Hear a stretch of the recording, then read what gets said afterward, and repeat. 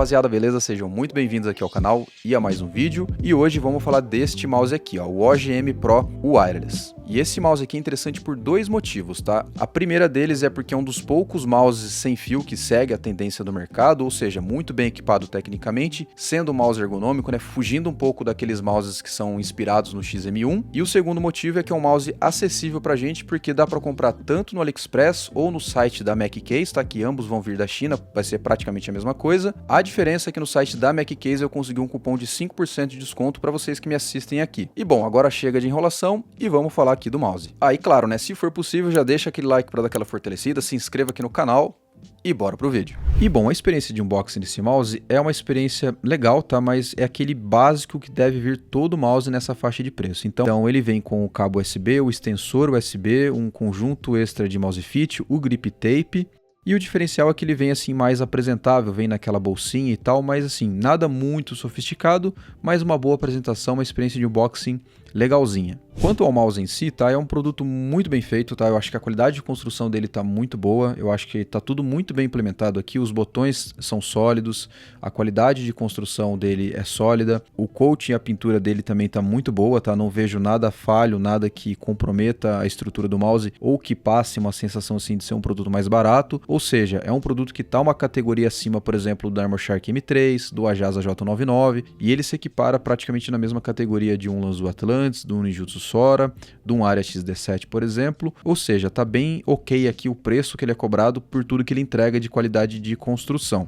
Agora falando um pouquinho sobre o formato dele, é aquele mouse que tem um shape ergonômico, um shape muito bom, muito bacana, principalmente para quem joga FPS, mas claro, né, vai do gosto de cada um, só que ele não é tão arredondado quanto a linha EC, por exemplo. Ele é um pouquinho mais flat, digamos assim, um pouquinho mais reto, porém ele tem ali as suas curvaturas, o que deixa ele ergonômico. Então o mouse mais encorpado, mais gordinho, a minha mão tem 17,5 cm, eu basicamente uso ele com uma pegada palm, só que tem espaço, né, pra gente fazer aquela mobilidade na movimentação, arrastar um pouquinho para trás, um pouquinho para frente, fazer um microajuste. Então para minha mão com 17,5 cm não fica aquele palm totalmente preenchido, o que para mim é melhor, tá? Eu considero uma vantagem a gente ter um pouquinho de espaço, não ter aquela pegada palm tão grudada, para ter esse espaço de movimentação para cima e para baixo, para o lado para o outro, sem ter que mover o pulso como um todo. E em questões de comparação, tá, ele vai ser muito próximo a três mouses aqui na minha opinião. Ele é muito próximo à linha EC3, tá? Ele é um pouquinho maior que o EC3 e vai ser menor que o EC2, tá? Eu tenho o EC3C aqui, e é um mouse que é mais arredondado e um pouquinho menor.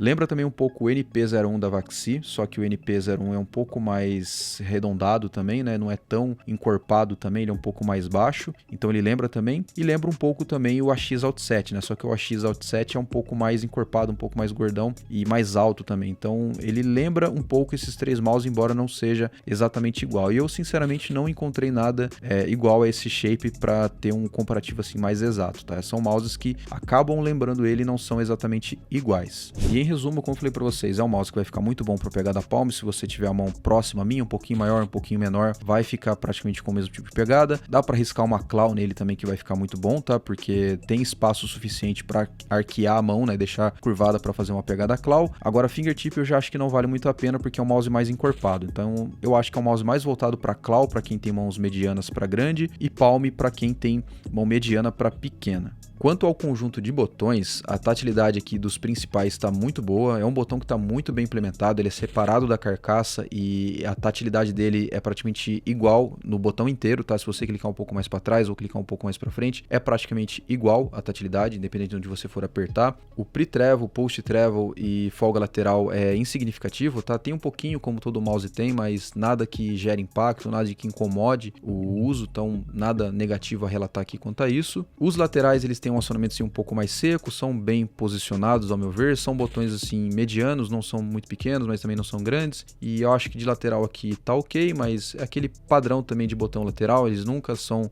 muito táteis, sempre tem aquele aspecto mais seco, aquele aspecto mais mush, então assim, de botão lateral acho que tá no padrão da grande maioria dos mouses, nada espetacular e nada tão ruim assim a ponto de falar que é um ponto negativo, eu acho que tá na média assim de todo mouse que a gente encontra no mercado. Agora quanto ao scroll dele, é o seguinte, seguinte, tá? É um scroll que tem marcações assim não muito bem definidas, é um scroll assim até que silencioso, mas ele não passa aquele aspecto assim muito tátil, embora não foi um problema em jogo, tá? Não tive problema de ser acionado de forma involuntária, como eu sempre falo, eu uso para pular no CSGO e inspecionar a arma também, seja no CSGO ou no Valorant, né? Mas assim, não tive nenhum acionamento involuntário.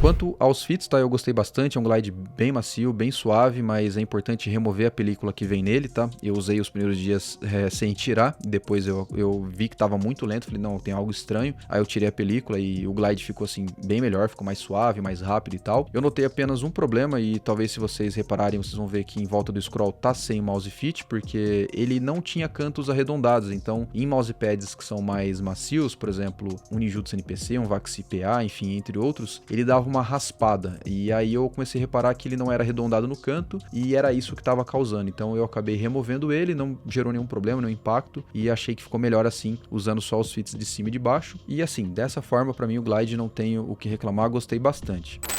E bom, quanto à parte técnica dele, tá? Ele é muito competente, porque ele tem um sensor PixArt 3395, o switch e o encoder do scroll são da marca TTC, a bateria tem 300 mAh, o que garante mais ou menos aí 70 horas de uso, a MCU dele é Nordic, ou seja, é um mouse realmente muito competente e não fica devendo em nada para outros mouses da mesma categoria. E obviamente, sendo um mouse muito bem equipado tecnicamente, a performance dele em jogos também não deixa nada a desejar. Eu até fiz alguns testes mais técnicos, né, tanto do sensor quanto de latência e tudo mais, não identifiquei nenhum problema, o mouse está performando assim, filezinho, bem tranquilo, sem nenhum problema. Então em questões de performance é algo que a gente pode ficar bem tranquilo, porque não vai ter input lag, não vai ter delay, não vai ter problema no sensor, ele não vai perder o tracking, não vai dar spin out, nem nada. Ou seja, tudo muito bem implementado, né, como praticamente todo mouse que a gente costuma fazer review aqui no canal. E bom, rapaziada, pra gente concluir aqui o review, é o seguinte. Quanto à compra, eu não fui taxado, tá? E levou mais ou menos aí uns 15 dias para chegar, que é o prazo que geralmente leva as minhas encomendas, tá? Mas isso pode variar de pessoa para pessoa, inclusive a questão de ser taxado também pode acontecer, tá? Eu fui taxado em apenas uma encomenda esse ano, então eu acho assim que tá bem tranquilo, pelo menos para mim tá sendo bem tranquilo.